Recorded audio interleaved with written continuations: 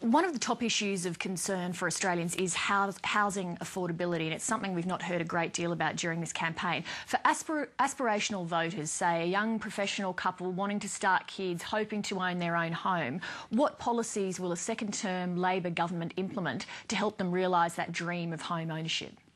Well, the very first and most important policy is strong financial and fiscal management. That's why putting in place a suite of policies to expand capacity, to put downward pressure on inflation and therefore downward pressure on interest rates is the way to go. I mean, under the Liberal Party, they ignored capacity constraints in our economy. We saw interest rates go up 10 times because they ignored something like 20 separate warnings from the Reserve Bank. So very strong financial management is important. Also, expanding the supply of housing in our community is very important. We've done a lot in that area through a number of very important government schemes and investments in social housing to expand supply. But as we go forward, we've got a very big agenda working with state governments to ensure we remove a number of impediments to the supply of land and to the building of houses, particularly in our major centres. And also, as the Prime Minister indicated recently, encouraging people to live in regional areas. All of these things are part of our ongoing agenda when it comes to housing. But you say that you've already offered Australians sound fiscal management in the past 3 years. You've expanded the supply of housing. Housing affordability is still incredibly difficult. That's right, because what developed under the Liberal Party was a very significant shortage of housing.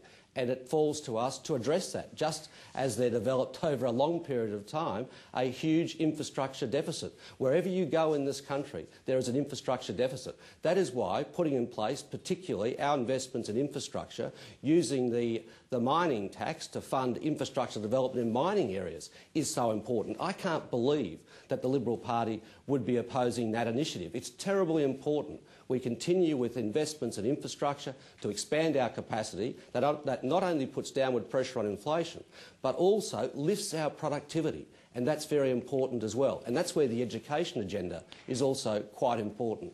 The latest news poll asked voters, out of Julia Gillard and Tony Abbott, who do you think is more capable of handling the economy? And the answer was Abbott 47% and Gillard 40%. That shows, doesn't it, that a lot of voters aren't persuaded when you talk about Labor's economic achievements. I'll tell you the numbers that I'm interested in, Lee. It is inflation moderating, underlying inflation at 2.7%.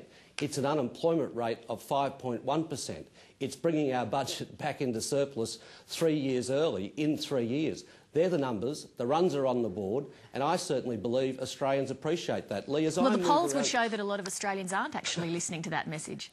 Well, I don't necessarily take seriously all of the numbers that float through in the middle of an election campaign.